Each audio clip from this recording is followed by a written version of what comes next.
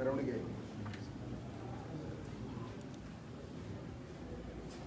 ಕೋಲಾರ ನಗರದಲ್ಲಿ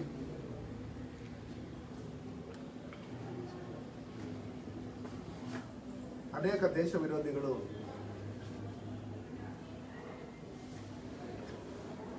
ಪಾಲಿಸ್ತೀನ್ ಪರವಾಗಿ ಘೋಷಣೆಯನ್ನು ಕೂಗುತ್ತಾ ಆ ದೇಶದ ಫ್ಲಾಗ್ಗಳನ್ನು ಮೆರವಣಿಗೆ ಮಾಡ್ತಾ ಈ ದೇಶ ವಿರೋಧಿ ಚಟುವಟಿಕೆಗಳನ್ನು ಏನು ಮಾಡಿದ್ದಾರೆ ಇದನ್ನು ನಾನು ಖಂಡಿಸ್ತೀನಿ.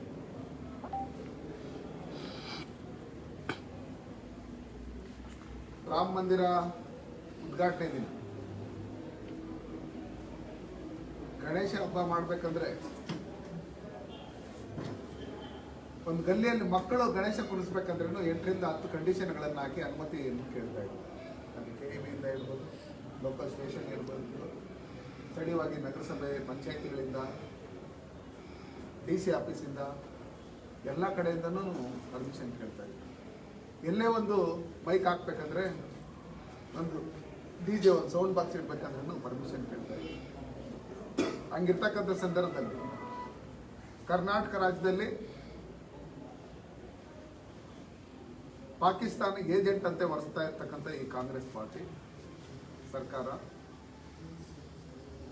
ದೇಶ ವಿರೋಧಿ ಚಟುವಟಿಕೆಗಳು ಮಾಡೋರಿಗೆ ಆಶ್ರಯ ಕೊಡ್ತಾ ಇದೆ ಅಂತ ತಿಳ್ಕೊಂಡು ಇವತ್ತು ಕೋಲಾರ ನಗರದಲ್ಲಿ ಪಾಲಿಸ್ತೀನ್ ಪರವಾಗಿ ಘೋಷಣೆಯನ್ನು ಕೂಗುವಂಥದ್ದು, ಹಿಂದೆ ಪಾಕಿಸ್ತಾನ್ ಪರವಾಗಿ ಘೋಷಣೆಯನ್ನು ಕೂಗಿದ್ರು, ವಿಧಾನಸೌಧದಲ್ಲೂ ಘೋಷಣೆಯನ್ನು ಕೂಗಿದ್ರು.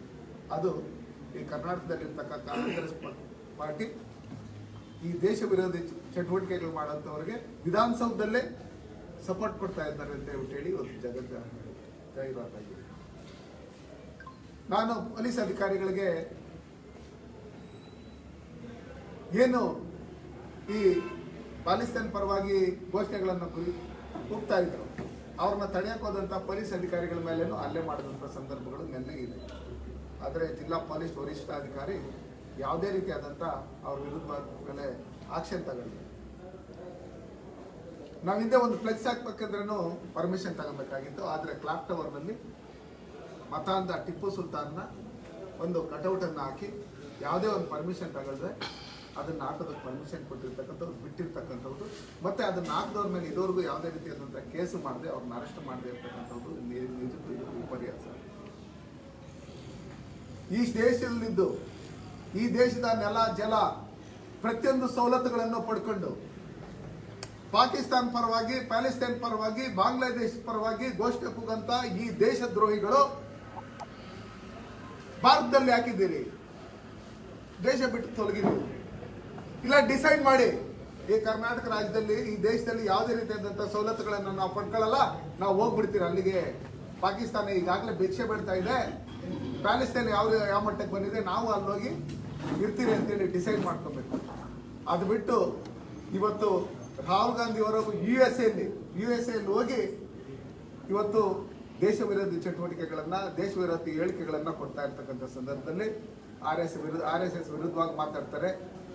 SC/ST ಜನಾಂಗದ ಮತ್ತೆ OBC ಜನಾಂಗದ ರಿಸರ್ವೇಶನ್ ಅನ್ನ ತೆಗೆದಾಕ್ತೀರಿ ಅಂತೇಳಿ ಮಾತಾಡ್ತಾ ಇರ್ತಕ್ಕಂಥ ಈ ರಾಹುಲ್ ಗಾಂಧಿ ಅವರ ಟೋಟಲ್ ಅನ್ವಯಿಗಳು, ಇಟಲಿ ಮೇಡಮ್ ಶಿಷ್ಯರು ಇವತ್ತು ಇಡೀ ದೇಶದಲ್ಲಿ ಜಾಸ್ತಿ ಆಗಿದೆ.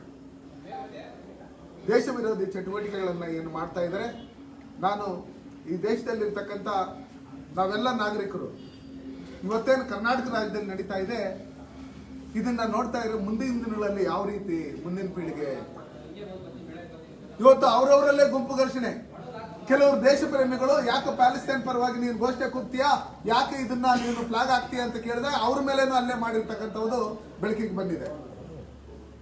ಇಲಾಖೆಯವ್ರು ಏನ್ ಆಕ್ಷನ್ ತಗೊಂಡ್ರಿ ನೀವು?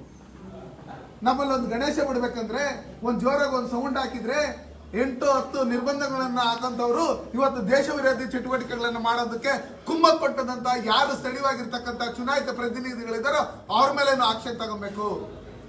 ಇವತ್ತೇನು ಪ್ಯಾಲೆಸ್ತೈನ್ ಪರವಾಗಿ ಘೋಷಣೆ ಕೂಗಿರ್ತಕ್ಕಂಥ ಈ ಕಾಂಗ್ರೆಸ್ ಪಕ್ಷದ ಪುಡಾರಿಗಳಿದ್ದಾರೆ, ಅವ್ರ ಮೇಲೆ ಆಕ್ಷನ್ ತಗೊಂಡು ಕೂಡಲೇ ಅವ್ರನ್ನ ಬಂಧಿಸಬೇಕು ಅಂತೇಳಿ ಈ ಮೂಲಕ ನಾನು ಒತ್ತಾಯ ಮಾಡ್ತೀನಿ. ಈ ಕೋಲಾರದಲ್ಲಿ ಕರ್ನಾಟಕ ರಾಜ್ಯದಲ್ಲಿ ದೇಶದಲ್ಲಿ ದೇಶ ಪ್ರೇಮಿಗಳಿದ್ದಾರೆ.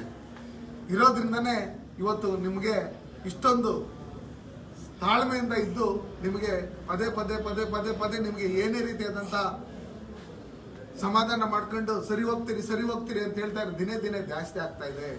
ಇವತ್ತು ಹಸುಗಳ ಮೇಲೆ ಆಸಿಡ್ ಹಾಕ್ತಾರೆ, ಅದನ್ನು ಕೇಳೋರಿಲ್ಲ. ಆಸಿಡ್ ಹಾಕಿದವ್ರಿಗೆ ಯಾರು ಅಂತ ಹೇಳ್ಬಿಟ್ಟು ಅದನ್ನು ತನಿಖೆ ಮಾಡಿ ಅವ್ರ ಮೇಲೆ ಆಕ್ಷನ್ ತಗೊಳ್ಳೋಂಥವ್ರಿಲ್ಲ. ಇವತ್ತು ಇಲ್ಲಿ ಯಾರು ಯಾವ ಪ್ಲಾಕ್ ಬೇಕಾದ್ರನ್ನ ಹಾಕೊಂಬೋದು, ಆಟಗಳೆಲ್ಲ ಹಾಕೊಳ್ತಾ ಇದ್ದಾರೆ, ಎಲ್ಲಂದ್ರೆ ಪ್ಲಾಕ್ಗಳು ಕಟ್ಟಿದ್ದಾರೆ. ಈ ದೇಶದ ಪ್ಲಾಕ್ ಕಟ್ಟ್ರಿ, ಈ ದೇಶದ ಋಣ ತೀರಿಸ್ಕೊಬೇಕು ನೀವು, ಈ ದೇಶದ ಋಣ ತೀರಿಸ್ಕೊಬೇಕು ನೀವು. ಈ ದೇಶದಲ್ಲೇ ಹುಟ್ಟಿರ್ತಕ್ಕಂಥವ್ರು ಈ ದೇಶದ ಋಣ ತೀರಿಸ್ಕೊಂತ ಕೆಲಸ ಬಿಟ್ಟು ನೀವು ಹೋಗಿ ಯಾರೋ ಅಸದುದ್ದೀನ್ OIC ಹೇಳ್ದ ಅಂತ ಹೇಳಿ ಪ್ಯಾಲೆಸ್ಟೈನ್ ಪರವಾಗಿ ನೀವು ಘೋಷಣೆ ಹೋಗಂತವ್ದು, ಪಾಕಿಸ್ತಾನ ಪರವಾಗಿ ಘೋಷಣೆ ಹೋಗಂತವ್ದು, ಅದನ್ನೆಲ್ಲ ದಯವಿಟ್ಟು ಇಲ್ಲಿ ಯಾರ್ಯಾರು ಮಾಡ್ತಾ ಇದ್ದೀರಿ ದಯವಿಟ್ಟು ದೇಶ ಬಿಟ್ಟು ತೊಲಗಿ. ನೀವು ದೇಶ ಬಿಟ್ಟು ತೊಲಗಿ, ಇಲ್ಲ ನಾವು ಈ ದೇಶಕ್ಕೆ ಸೇರಲ್ಲ, ನಾವು ಬೇರೆ ದೇಶಕ್ಕೆ ಪ್ಯಾಲೆಸ್ಟೈನ್ಗೆ ಸೇರಿರೋರು ಅಂತ ಹೇಳಿ ಘೋಷಣೆ ಮಾಡ್ಕೊಂಡು ನಿಮ್ಮನ್ನ ಗಡಿಪಾರು ಮಾಡಿಸ್ಕೊಳ್ಳಿ. ಅದನ್ನ ಬಿಟ್ಟು ಇವತ್ತು ಕರ್ನಾಟಕ ರಾಜ್ಯದಲ್ಲಿರ್ತಕ್ಕಂಥ ಕಾಂಗ್ರೆಸ್ ಸರ್ಕಾರ ಈ ದೇಶ ವಿರೋಧಿ ಚಟುವಟಿಕೆಗಳನ್ನ ಮಾಡೋಂಥವ್ರಿಗೆ ಅವರು ರಕ್ಷಣೆ ಕೊಡ್ತಾ ಇದೆ ಅನ್ನೋ ಒಂದೇ ಒಂದು ಕಾರಣಕ್ಕೋಸ್ಕರ ಇವತ್ತೇನು ನೀವು ಇಷ್ಟೊಂದು ಮೆರಿತಾ ಇದ್ದೀರಿ. ಇವರಿಗೆ ಅಧಿಕಾರಿಗಳು ನೋಡಿದಂಗೆ ಮೂಗು ಪ್ರೇಕ್ಷಕರಾಗಿ ಕಣ್ಣಿದ್ದು ಕೂಡ್ರ ತರ, ಕಿವಿದ್ದು ಕಿವುಡ್ರ ತರ, ಬಾಯಿದ್ದು ಮೂಗ್ರ ತರ ನೀವು ಏನಿದ್ದೀರಿ, ನೀವು ಅಧಿಕಾರಿಗಳಾಗಿದ್ದೀರಿ. ಇವತ್ತು ಇವ್ರ ಸರ್ಕಾರ, ನಾಳೆ ನಮ್ಮದೇ ಸರ್ಕಾರ. ಮುಂದಿನ ದಿನಗಳಲ್ಲಿ ಇಂಥ ಸಂದರ್ಭಗಳಲ್ಲಿ ಯಾವ್ಯಾವ ಅಧಿಕಾರಿಗಳಿದ್ರು ಅಂತ ಹೇಳಿ ನೋಡಿ, ಯಾವ್ಯಾವ ಸಂದರ್ಭದಲ್ಲಿ ನೀವು ದೇಶದ ಪರವಾಗಿ ನಿಂತ್ಕೊಂಡ್ರಿ, ಯಾರ್ಯಾರು ದೇಶದ ವಿರೋಧಿ ಪರವಾಗಿ ನೀವು ನಿಂತ್ಕೊಂಡ್ರಿ ಅನ್ನೋದನ್ನ ನಾವು ಗಮನಿಸ್ತೀರಿ. ಅಲ್ಲಿ ಈದ್ ಮಿಲಾದ್ ದಿನ ಎಷ್ಟೋ ಜನ ಮುಸ್ಲಿಮ್ಸರನ್ನು ದೇಶದ ಪರವಾಗಿ ಇದ್ದಿದ್ರಿಂದನೇ ಅವರು ಅಲ್ಲಿ ಕ್ವಶನ್ ಮಾಡಿದ್ದ ಅವ್ರನ್ನ, ಯಾಕೆ ನೀನು ಪ್ಯಾಲೆಸ್ಟೈನ್ ಪರವಾಗಿ ನೀನು ಘೋಷಣೆ ಕೊಡ್ತಾ ಇದೀಯಾ ಅಂತೇಳಿ.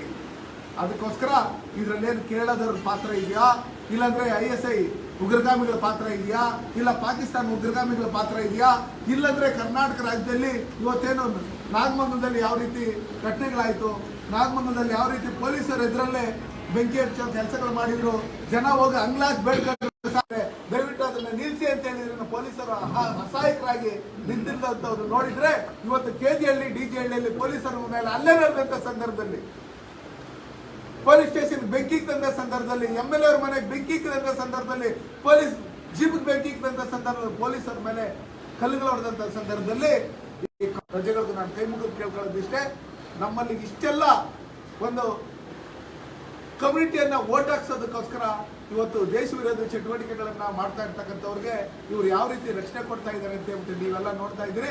ಮುಂದಿನ ದಿನಗಳಲ್ಲಿ ಇದಕ್ಕೆ ತಕ್ಕ ಉತ್ತರ ಕೊಡಬೇಕು, ನಾವೆಲ್ಲ ಒಗ್ಗಟ್ಟಾಗಬೇಕು, ಇದ್ರ ವಿರುದ್ಧವಾಗಿ ಹೋರಾಟ ಮಾಡಬೇಕು ಅಂತ ಹೇಳ್ಬಿಟ್ಟು ನಾನು ಈ ಮೂಲಕ ನಾನು ಒತ್ತಾಯ ಮಾಡ್ತೀನಿ. ಕೆಲವು ಏರಿಯಾಗಳಲ್ಲಿ ನಮ್ಮ ಏರಿಯಾಯಿಂದ ಚಾಲೆಂಜ್ ಆಗ್ತಾ ಇದೆ.